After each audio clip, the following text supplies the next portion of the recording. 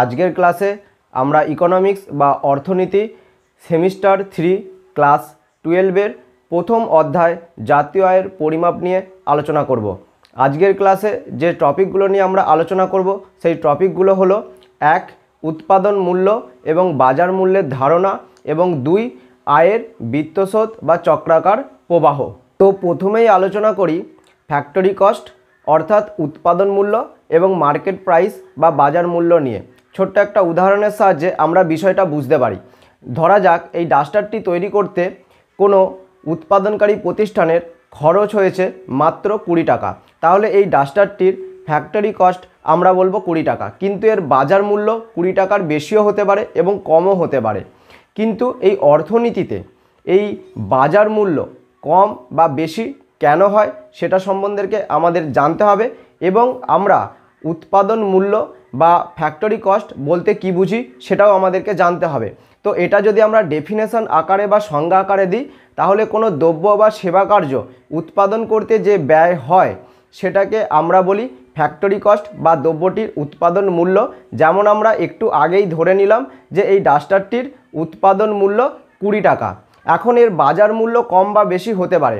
কেন হতে পারে তার জন্য আমাদেরকে দুটো বিষয় জানতে হবে। অর্থনীতিতে বলা হচ্ছে দুটো বিষয়ের ওপর নির্ভর করে এই উৎপাদন মূল্য থেকে বাজার মূল্য বেশি হবে না কম হবে। সেই দুটো বিষয় কি? সেই দুটো বিষয় হচ্ছে 1 পরোক্ষ কর আর 2 ভর্তুকি। এই দুটো বিষয় আমাদেরকে জানতে হবে যে পরোক্ষ কর কি এবং ভর্তুকি কি। যে কর দ্রব্য বা সেবা কার্যের ওপর ধার্য করা হয় তাকে আমরা বলি পরোক্ষ কর। আর কর জিনিসটা কি? কোনো কিছু সরকারের কাছ থেকে পাবো না এই আশা রেখে সরকারকে বাধ্যতামূলক যে অর্থ প্রদান করতে হয় তাকে বলা হয় কর। কর দু প্রকার হয়, একটা প্রত্যক্ষ কর আর একটা পরোক্ষ কর। আমরা আলোচনা করছি পরোক্ষ কর নিয়ে। যে করটি দ্রব্য বা সেবার ওপর ধার্য করা হয় সেটাকে বলা হয় পরোক্ষ কর। এখন কোনো দ্রব্যের ওপর যদি পরোক্ষ কর নেওয়া হয় তাহলে তার উৎপাদন মূল্যের থেকে বাজার মূল্য কিন্তু বেশি হয়ে যায়। তাহলে এই ডাস্টারটির উৎপাদন মূল্য যদি 20 টাকা হয় এবং এর ওপর যদি পরোক্ষ কর নেওয়া হয় তাহলে এর বাজার মূল্য কিন্তু বেশি হবে। উল্টো দিকে বা বিপরীত ক্ষেত্রে আমরা কি পাই? ভর্তুকি। এখন ভর্তুকি জিনিসটা কি? কোনো রকম শর্ত ছাড়া সরকার অর্থ দিয়ে যে সাহায্য করে থাকে তাকে বলা হয় ভর্তুকি। অর্থাৎ যদি দেখা যায় এই ডাস্টারটির উৎপাদন মূল্য 20 টাকা এবং সরকার এর ওপর কিছু সাবসিডি বা ভর্তুকি দিচ্ছে তাহলে এর মার্কেট প্রাইস 20 টাকার থেকে কম হতে পারে। তাহলে মার্কেট প্রাইস এবং কস্ট প্রাইস এই দুটোর মধ্যে আমরা পার্থক্যটা কি বুঝতে পারছি বা কখন বাড়া কমা করবে সেটি আমি বোর্ডেতে লিখছি। তো ফার্স্ট আমি বলছি যদি আমরা আলোচনা করি ফ্যাক্টরি কস্ট, এবং এর সঙ্গে দুটো জিনিস কিন্তু আমাদের অ্যাড এবং লেস হচ্ছে। সেটা হচ্ছে আমাদের কি? পরোক্ষ কর, পরোক্ষ কর, এবং আমাদের লেস হচ্ছে কি? ভর্তুকি। তাহলে আমরা পাচ্ছি মার্কেট প্রাইস। ঠিক আছে, তাহলে আমরা যদি ফ্যাক্টরি কস্ট থেকে পরোক্ষ কর আমরা অ্যাড করে দিই আর আমরা ভর্তুকি যদি আমরা লেস করে দিই তাহলে আমরা পেয়ে যাব মার্কেট প্রাইস। এখন উল্টো দিকে যদি আমরা যাই যে মার্কেট প্রাইস থেকে তাহলে আমরা ফ্যাক্টরি কস্ট কিভাবে পাবো, তাহলে উল্টো দিকে গেলে আমরা কি হবে? মার্কেট প্রাইসের সঙ্গে আমরা লেস করে দেবো কি? পরোক্ষ কর, এবং আমরা অ্যাড করে দেবো কি? ভর্তুকি। তাহলে আমরা কি পেয়ে যাব? তাহলে আমরা পেয়ে যাব ফ্যাক্টরি কস্ট। তাহলে আমরা মার্কেট কস্ট এবং ফ্যাক্টরি কস্ট এই দুটোর মধ্যে সম্পর্ক কিন্তু খুব ইজিলি বুঝতে পারলাম। তাহলে আরেকবার সংক্ষেপে বলে দিই, মার্কেট প্রাইস থেকে যদি আমরা পরোক্ষ কর লেস করি এবং ভর্তুকি যদি অ্যাড করি তাহলে আমরা পেয়ে যাই উৎপাদন মূল্য বা ফ্যাক্টরি কস্ট, এবং উল্টো দিকে ফ্যাক্টরি কস্টের সঙ্গে যদি আমরা পরোক্ষ কর যোগ করি এবং ভর্তুকি আমরা বিয়োগ করি তাহলে আমরা পেয়ে যাই বাজার মূল্য বা মার্কেট প্রাইস। এখন এই দুটো কনসেপ্ট থেকে আমরা কি কি জানব? এই দুটো কনসেপ্ট থেকে আমরা জিডিপি, এনডিপি, জিএনপি, এনএনপি এইগুলোর কি সম্পর্ক তৈরি হচ্ছে একটা উৎপাদন মূল্যে আর একটা বাজার মূল্যে সেটা আমরা জেনে নেব। তো এখন আমরা আলোচনা করব উৎপাদন মূল্যে এবং বাজার মূল্যে জিডিপি, জিএনপি, এনএনপি, এনডিপি এগুলোর মধ্যে সম্পর্ক কী। তো আগের ক্লাসে আমরা এইগুলো খুব ইজিলি বুঝিয়েছিলাম। জিডিপি, এনডিপি, জিএনপি, এনএনপি এই ধারণাগুলো আমরা গত ক্লাসে অর্থাৎ পার্ট 1-এ বুঝিয়েছি। যদি তোমরা সেই ক্লাসটি না দেখে থাকো আমি ডেসক্রিপশন বক্সে লিঙ্ক দিয়ে দেবো, সেখান থেকে তোমরা এই ধারণাগুলি সম্পর্কে জেনে যাবে। এখন এই জিডিপি, এনডিপি, জিএনপি, এনএনপি এদের মার্কেট প্রাইস এবং ফ্যাক্টর প্রাইস দুটো কিন্তু আলাদা হয়, অর্থাৎ বাজার মূল্যেও আমরা পরিমাপ করতে পারি এবং উৎপাদন ব্যয়ে বা উৎপাদন মূল্যেও আমরা কিন্তু পরিমাপ করতে পারি। গতকাল যে ধারণাগুলো দিয়েছিলাম সেইগুলো সবই ছিল আমাদের মার্কেট প্রাইসে, অর্থাৎ আমাদের বাজার মূল্যে গণনা করা হয়েছিল। তাহলে এখন আমরা এগুলিকে যদি মার্কেট প্রাইস থেকে ফ্যাক্টর প্রাইসে নিয়ে আসি তাহলে আমাদেরকে কি করতে হবে? মার্কেট প্রাইস থেকে আমরা পরোক্ষ করকে লেস করব এবং ভর্তুকিকে কি করব? আমরা অ্যাড করব। এবং যদি আমরা ফ্যাক্টরি কস্ট থেকে মার্কেট প্রাইসে নিয়ে যেতে চাই তাহলে আমরা কি করব? এগুলোর সাথে আমরা পরোক্ষ কর যোগ করব এবং ভর্তুকিকে আমরা বিয়োগ করব। তাহলে আগের দিন যেগুলো আমরা আলোচনা করেছিলাম সব আমরা আলোচনা করেছিলাম মার্কেট প্রাইসে। তাহলে ফ্যাক্টরি প্রাইসের সঙ্গে সম্পর্ক কি হবে?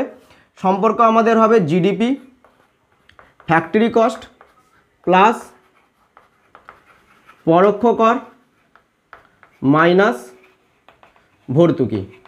তাহলে এক্ষেত্রেও যদি আমরা এনডিপি পাই মার্কেট প্রাইসে, তার সঙ্গে ফ্যাক্টরি প্রাইসে আমাদের সম্পর্ক কি হবে? এনডিপি ফ্যাক্টরি কস্ট প্লাস পরোক্ষ কর মাইনাস ভর্তুকি। জিএনপির ক্ষেত্রেও সেম টু সেম রুল আমরা ফলো করব। জিএনপি ফ্যাক্টরি কস্ট প্লাস পরোক্ষ কর মাইনাস ভর্তুকি। এনএনপি মার্কেট প্রাইস থেকে ফ্যাক্টরি প্রাইসের সম্পর্ক কি হবে? এনএনপি ফ্যাক্টরি কস্ট প্লাস পরোক্ষ কর মাইনাস ভর্তুকি। তাহলে এভাবে আমরা মার্কেট প্রাইস এবং ফ্যাক্টরি প্রাইস এই দুটোর মধ্যে সম্পর্ক আলোচনা করলাম। এবং সংক্ষেপে একটু বলে দিই যে পরোক্ষ কর যদি ধার্য করা হয় তাহলে কোনো দ্রব্যের উৎপাদন মূল্য বেড়ে যায় বাজার মূল্যের ক্ষেত্রে, এবং যদি আমরা ভর্তুকি পেয়ে থাকি সরকারের কাছ থেকে তাহলে উৎপাদন মূল্যের থেকে বাজার মূল্য কমে যায়। এইটুকুনি সম্পর্ক আমাদেরকে মনে রাখতে হবে। আর জিডিপি, এনডিপি, জিএনপি, এনএনপি এইগুলো আমরা আগের ক্লাসেই আলোচনা করে দিয়েছিলাম। এরপর আমরা আলোচনা করব আয়ের বৃত্তস্রোত বা চক্রাকার প্রবাহ নিয়ে। তো এখন আমরা আলোচনা করব আয়ের বৃত্তস্রোত বা চক্রাকার প্রবাহ নিয়ে।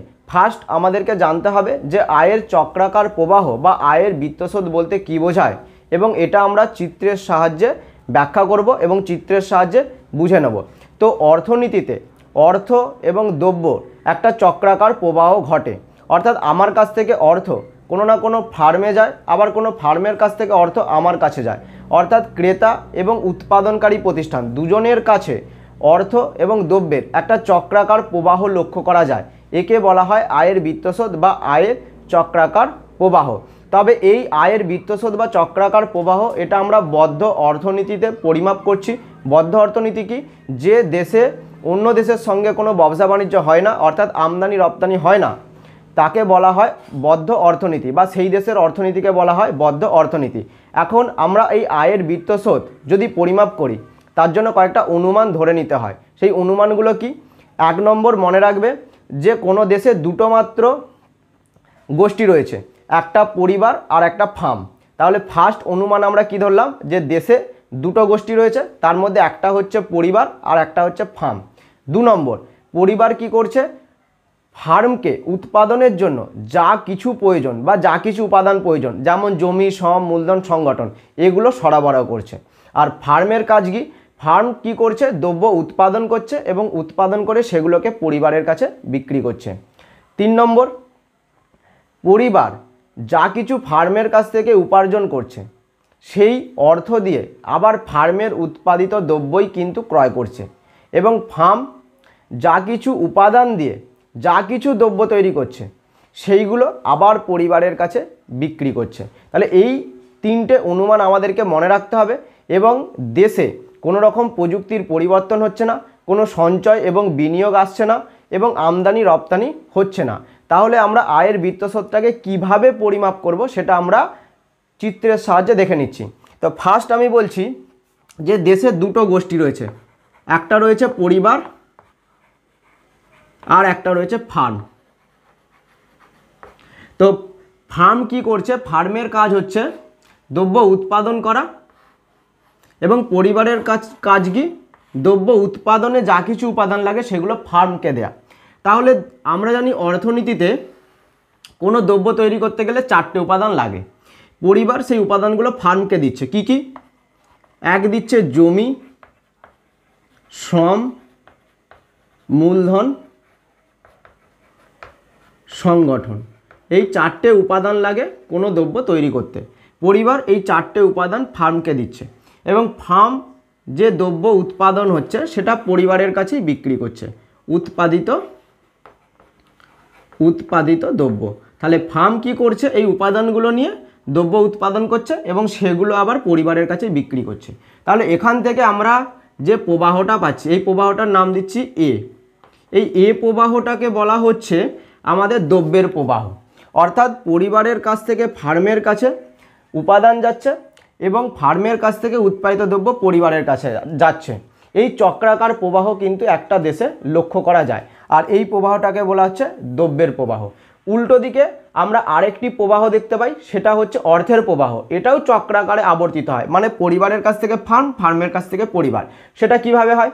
এই যে পরিবার জমি, শ্রম, মূলধন, সংগঠন ফার্মকে দিল, তার বিনিময়ে ফার্মের কাছ থেকে কি পেল? তার বিনিময়ে ফার্মের কাছ থেকে কি পেল? ফার্মের কাছ থেকে যে জমি দিয়েছে সে পেল খাজনা, যে শ্রম দিয়েছে সে পেল মজুরি, যে মূলধন দিয়েছে সে পেল সুদ, আর যে সংগঠন দিয়েছে সে পেল মুনাফা।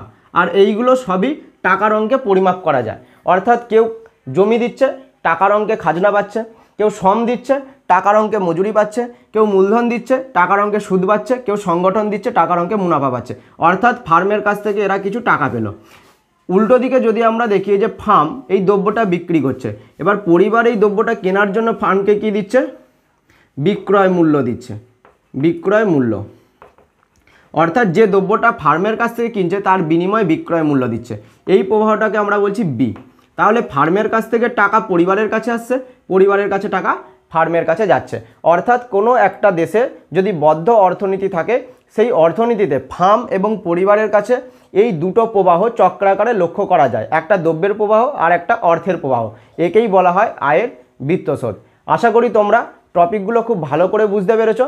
নেক্সট ক্লাসে আমরা আরও অনেক টপিক নিয়ে আলোচনা করব। তো তোমরা যারা চ্যানেলটি ফলো করোনি এখনও, ফেসবুক এবং ইউটিউবে চ্যানেলটি ফলো করে রেখো। ধন্যবাদ।